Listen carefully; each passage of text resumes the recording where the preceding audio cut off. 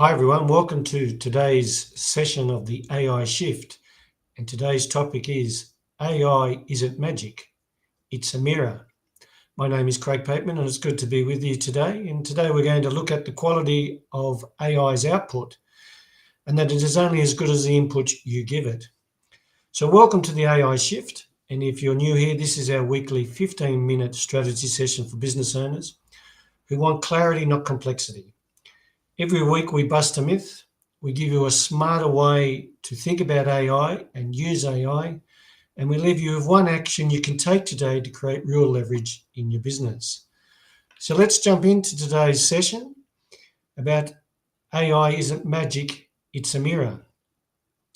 And the myth we're going to look at busting this week for you is if I just keep using AI, it'll eventually give me better results.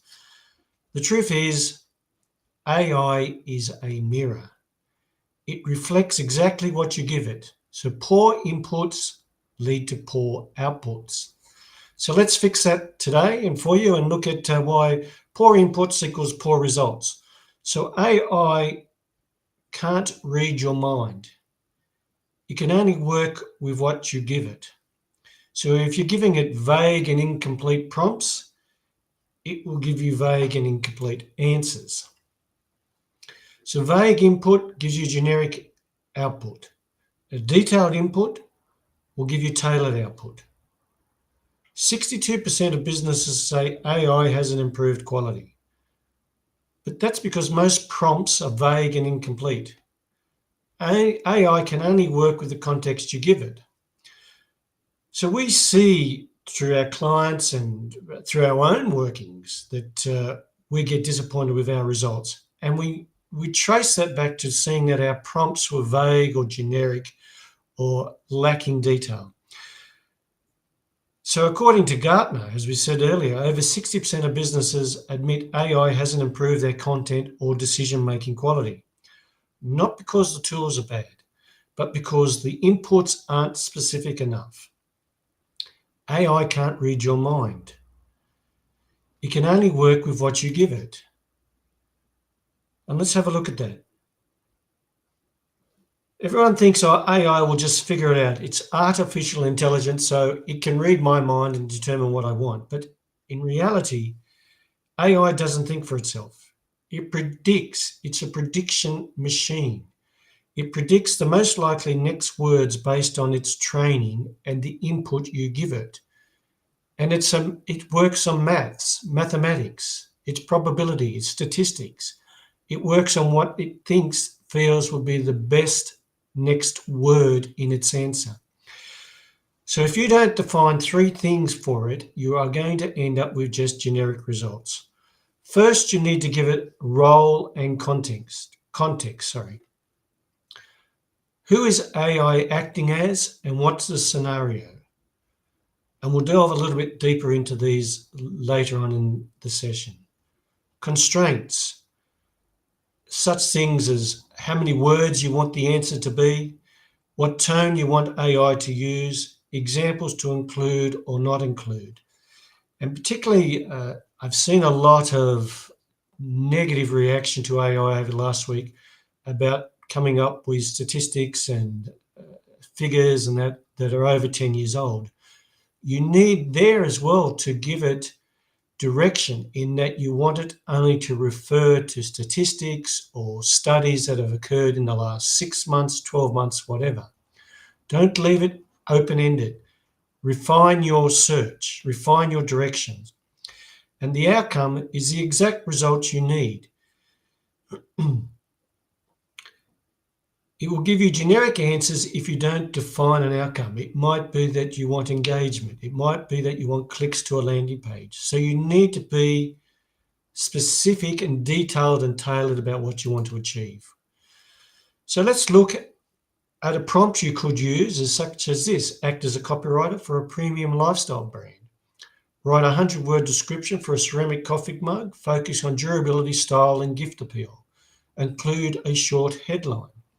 You could also include with that the product features and load that up so that it gets to see what the product is about, how it's made.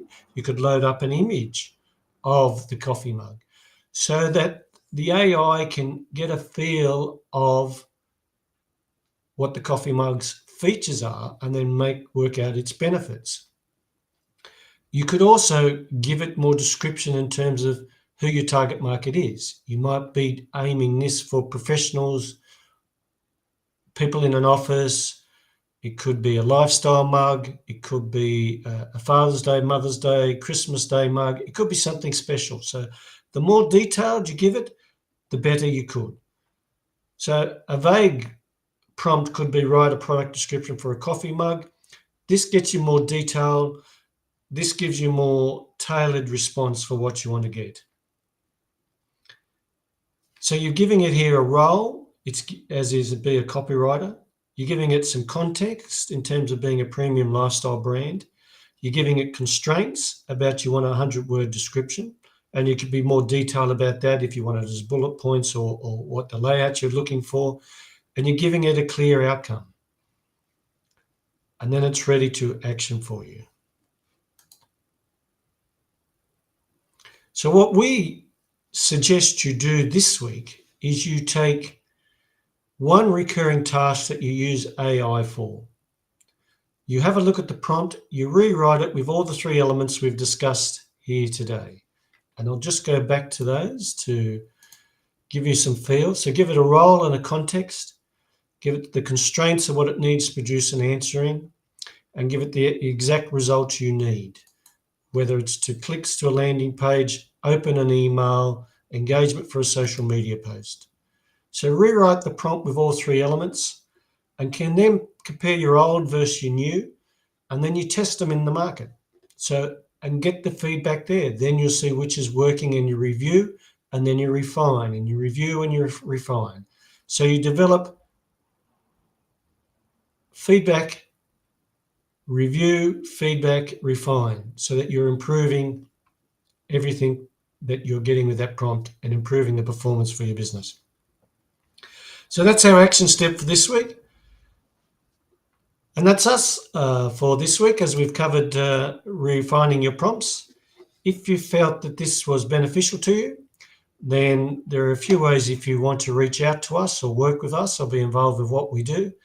First, if you want to like to do things yourself, we have a subscription to Small Biz Pulse, where every month we send you AI-driven workflows, insights, and tips to improve the AI in your business. If you want help in working and getting AI more involved in your business, we have 2 avenues for that. We run workshops. One is on marketing, AI marketing, and the other is using custom GPTs and agents in your business. Or you can enroll to be a part of our programs. The first one is the AI Focus Engine, whereas we build an AI system for your business that covers email, content, lead generation, a whole range of aspects for your business.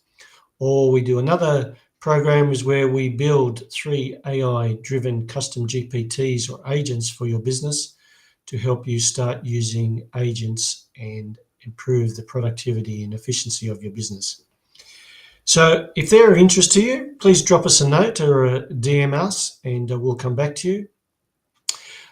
Please leave some feedback or some questions or ideas that you'd like us to include in future editions of the AI Shift so that we can help you improve and implement AI into your business as soon as you can, because if you're not doing something with AI today and getting it involved in your business, you will be left behind.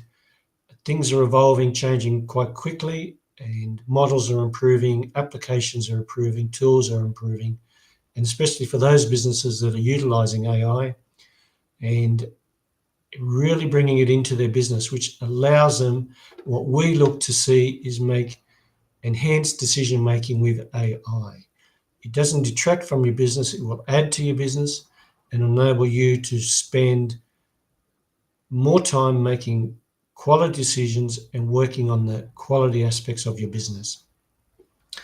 So thank you for your attendance today.